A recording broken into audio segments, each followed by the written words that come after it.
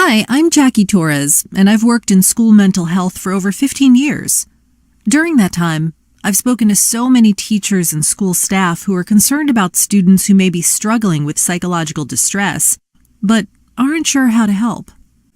I know you're an educator, not a counselor or a psychologist.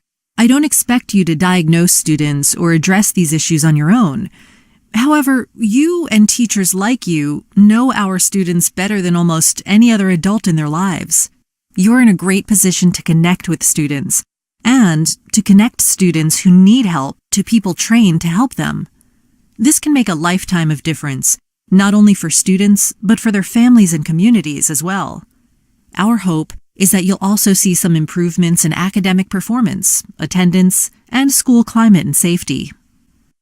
This simulation features practice conversations with 3 virtual students, each facing a different emotional challenge that's affecting their academic performance, classroom behavior, and general well-being. You'll play the role of a teacher and decide what to say to each of these students, bringing up what you've noticed, asking questions to better understand the student's behavior, and, if appropriate, referring the student to mental health resources within the school. So, Sean, do you have any students right now that you're concerned about? Yeah. There's a senior named Renee. She's always been a little tense, but this year it's gotten worse. And a friend of hers told me she thinks Renee is cutting herself.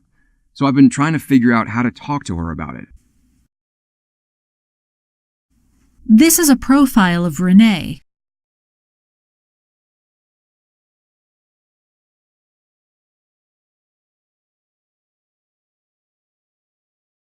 Here are a few warning signs that a student may be at risk for psychological distress. Which of these did you notice in Renee's profile? Now it's time to begin your conversation with Renee. You'll be guiding Mr. Lyons, deciding what he should say and ask. You should tell her you're concerned and explain why, ask about her behaviors, and refer her to the counselor. So thanks again for coming in. Oh, no problem. I don't have anything to do till track practice starts. So, what did you want to talk about?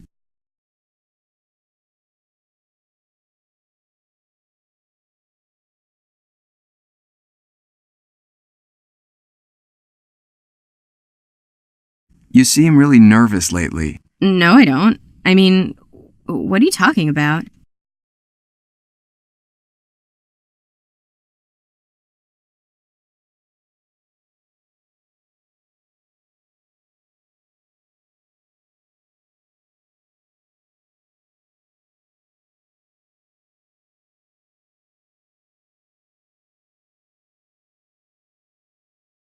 I've been concerned about you lately.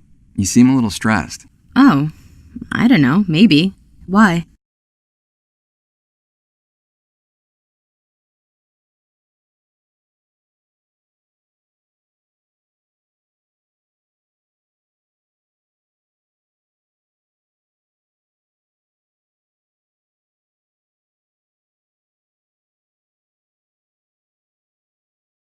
Well, last week when you made a B on that exam, you asked a lot of questions about it and your voice was shaking.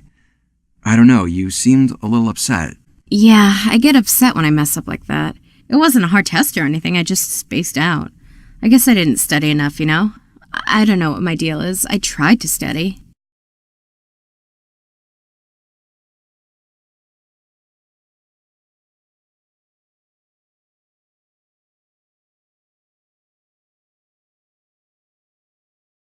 Well, you've always cared about your grades, but it seems like you're just more stressed lately. Well, you know I really want to go to Stanford. My sister Reese is there, and that's where my dad went to school. And if I don't get in and get a scholarship, ugh. And then there's band and yearbook and track and everything. So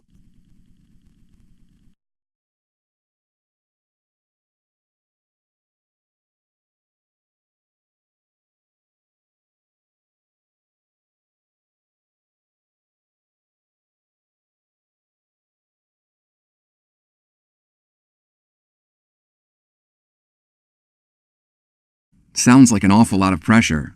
yeah.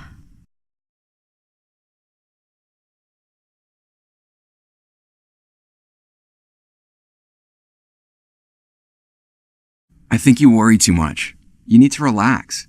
School's not everything. Yeah, okay.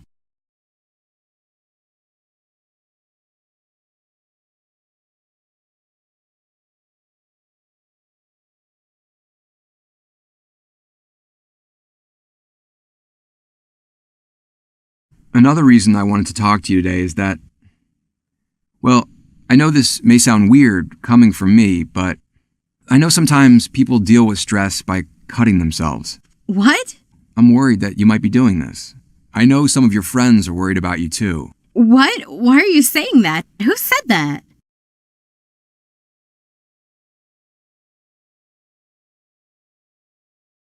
Your friend Tasha told me she saw cuts on your arms and legs. What? Oh my gosh, just wait till I see her again.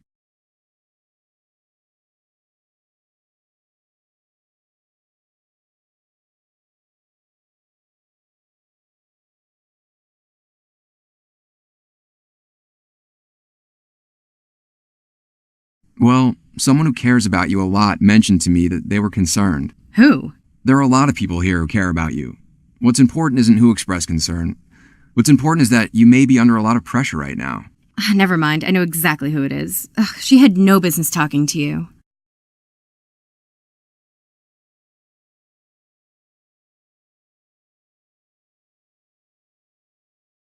Hey, you're not in any trouble, okay? I'm only asking because I'm concerned. If you are cutting, I want to help you figure out other ways to deal with the stress. Ways that are healthier and safer.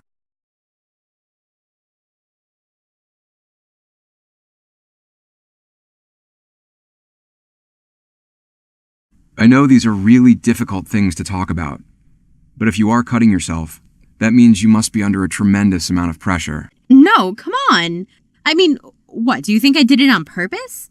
I don't know, did you? I don't know, like, it's not gonna happen again. I just got a little, I got really stressed out. I don't want to get into any sort of trouble. I don't want anyone asking me questions about it, you know?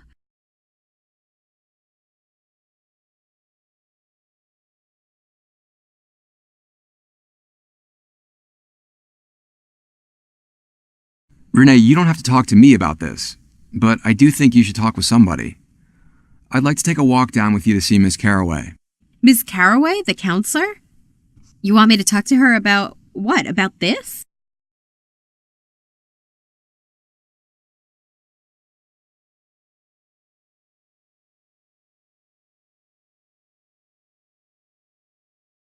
Well, you're a really good student, and I think you've got a great future. But a lot of high-performing students feel pressure like you're talking about, and they eventually have to find a good way to channel that pressure. And you think Ms. Caraway can help with that?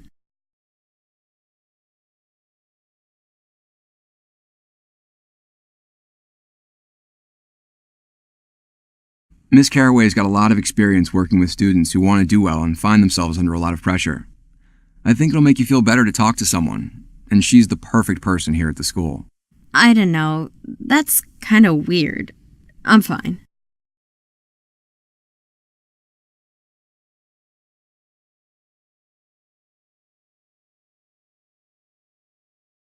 Would it make it easier for you if I went with you? I could introduce you and tell her a little about what we talked about today. Yeah. I guess if you go with me, I'll do it. Good. Want to meet me here in the morning before school? And we'll walk down then? I'll let her know to expect us. Okay. You sure she won't mind? I know she won't. All right. So I guess I'll see you tomorrow. Good job. In this conversation, you had to bring up some sensitive issues while trying not to make Renee defensive. The key was to focus on specific, observable behaviors. These were easier for Renee to hear and harder for her to deny. We became educators to make a difference. We do that every day in the classroom, but as we teach, sometimes we notice students who are struggling with things outside the classroom, and that's another opportunity to have an impact. Taking time to notice a student's behavior, reach out, and make a referral to the counselor might bring hope to the student's life, help them perform better academically, prevent the escalation of psychological distress, or just let them know someone cares. The conversation you have with a student can open the door to them getting the help they need. If you do this for just one student, you will have made a difference. After reaching out to a student, follow up in the coming days, weeks, and months to see if things are improving. These don't have to be long conversations. Even a quick question like, "How's everything going?" lets them know you're still thinking about them. And remember, you're not alone. If you're unsure how to handle a particular situation, you can go to your school counselor, the principal, or a colleague for advice. In an emergency, you can call school security, 911, or the National Suicide Prevention Lifeline.